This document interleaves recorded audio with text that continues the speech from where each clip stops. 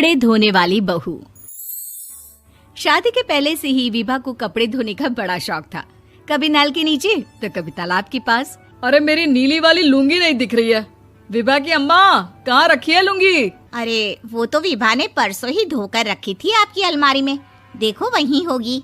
वो ना मैंने आज धो दी, मुझे लगा कि गंदी हो गई होगी। अरे कैसे गंदी हो गई थी, उसे तो मैंने पहना भी नहीं। हे भगवान, इस लड़की के कपड़े धोने की आदत से परेशान हो गया हूँ मैं। जितना तो घर में राशन नहीं आता, उससे कहीं ज्यादा डिटर्जेंट पाउडर का खर्चा है। इसकी शादी करवा दो, शादी जाए अपने घर में ही करे काम, फिर चाहे घर के कपड़े धोने हो या पूरे गांव के। हाँ ठीक बोल रही हो, देखता हूँ मैं कोई लड़का। वो दिन भी आ जाता है जब विभा को देखने लड़के वाले आ जाते हैं। लड़की मुझे अच्छी लगी। होने वाली सास कहती है, बेटी अगर कुछ पूछना है तो पूछ लो। वैसे तो हमारी लड़की बहुत ही शर्मीली है, जो बोल दो वो मान लेती है, इसे क्या पूछना होगा। अरे कैसी बात कर रही हो माँ, मुझे इन लोगों के घर रहना है, सवाल तो कई है। हाँ हाँ बेटा, पूछ लो ना, क्या पूछना है। आप लोगों के घर कपड़े कौन धोता है? सास का मुंह बन जाता है। देखो, अगर तुम ये कहना चाहती हो कि तुम्हें कपड़े धोने नहीं आते तो सुन लो, कपड़े मैं ही धोती हूँ, लेकिन तुम्हारे आ जाने के बाद मैं रुमाल तक नहीं धोऊंगी। अरे चुप रहना भाग्यवान, बहू बेचारी घर आई नहीं, उसे डराना शुरू कर दिया।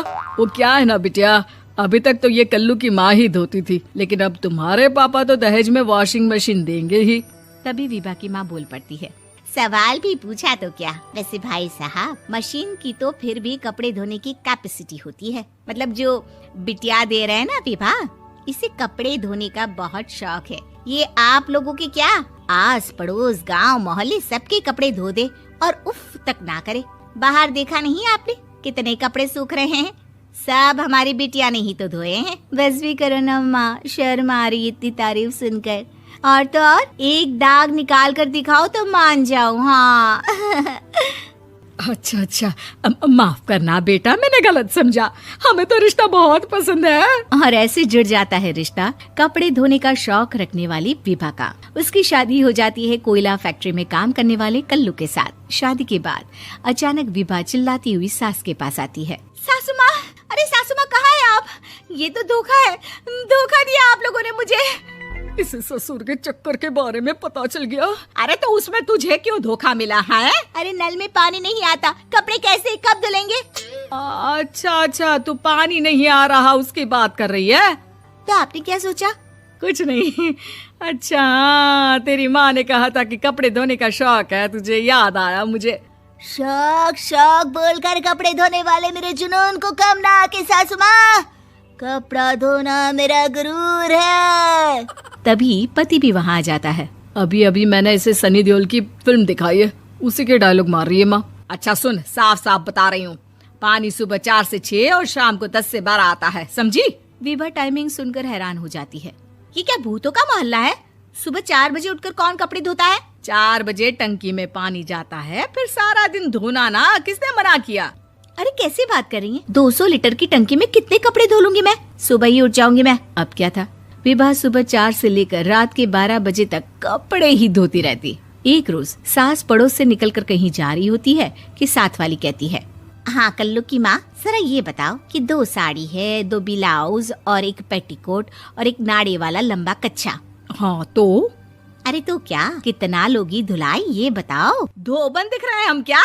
हमारे पति सरकारी नौकरी से अभी रिटायर हुए हैं और बेटा सुपरवाइजर है कोयला फैक्ट्री में। धोबन समझ रखा है हमें? हाय रे कल्लू की अम्मा, माफ कर दो, वो तो मोहल्ले में यही सब बता रहे थे कि तुमने बहू को कपड़ा धुलवाने के काम में लगा दिया है। सास को पड़ोसन की बात सुनकर गुस्सा आ जाता है। वो घर पहुंचती है जहां घर के बाहर ही इतने सारे कपड़े सूख रहे होते हैं जितने कि किसी धोबन के घर पर। अरे ओ कल्लू की दुल्हन, बाहर निकल। माँ जी यहीं आ जाओ, बाथरूम में चादर धो रहे हैं हम। अरे अभी हम धोते हैं, तुमको बाहर निकलो। ये आस पड़ोस वाले बोल रहे हैं कि हम बहू से कपड़े धुलवा कर उसे कपड़ा धोने वाली बना दिए हैं। अरे छोड़ो ना माँ जी, किन लोगों की बातों में आती हो? आस पास के लोगों का तो काम ही होता है कि वो किसी तरह सास बहू को लड़ा दे। बहू सारे घर के कपड़े धोती है, ये क्या कम है? बोलिए। सास को भी लग जाता है कि वो बहू का ये सनकीपन नहीं छुड़वा सकती, इससे अच्छा है कि खुद ही चुप हो जाए। एक रोज सास और बहू मंदिर जाते हैं, जहाँ सास की साड़ी वहाँ खड़ी भीख मांगने वाली से मिलती है। माँ जी क्या बात है, आपकी साड़ी उस भिखारन से कितनी मिल रही है ना? हाँ हाँ देखो तो, दोनों की साड़ी मिल रही है। क्या बात है कल्लू की अम्मा, तुम खुद को तो अफसर की बीवी बताती हो और ऐसी सिंपल सी प्लेन साड़ी पहनकर घूमती हो। सिंपल और प्लेन नहीं है ये साड़ी। तो क्या सोने के धागे से फूल बने हैं? कुछ भी सासू माँ, कुछ भी। हाँ बने थे इस साड़ी में सोने के धागे से फूल। मेरे पति लेकर आए थे मद्रास से स्पेशली मेरे लिए 10,000 की। ताहे भाई साहब इस भिखारन के लिए भी सेम टू सेम साड़ी लेकर आए होंगे 10,000 की। सास उस वक्त तो कुछ नहीं कहती, लेकिन बहू के साथ घर आती है और अलमारी से एल्बम निकाल कर लाती है। ये साड़ी देख रही है, ये वही साड़ी है जिसे मैंने अभी पहना था। इस साड़ी में ये जो चमकदार फूल दिख रहे हैं ना, ये सोने के धागों से काढ़े गए हैं। लेकिन तू लोकल वॉशिंग मशीन ब्रश से घिस घिस कर सारे फूलों को निकाल कर साड़ी प्लेन कर दी। मुझे माफ कर दीजिए सासू माँ। और तो और, जब मैंने तुझे तेरी गलती के लिए कुछ नहीं कहा, लेकिन तूने तो सबके सामने मेरा मजाक ही बना दिया। क्यों? बहू को समझ में आ जाता है कि अब से उसका कपड़े धोना बंद।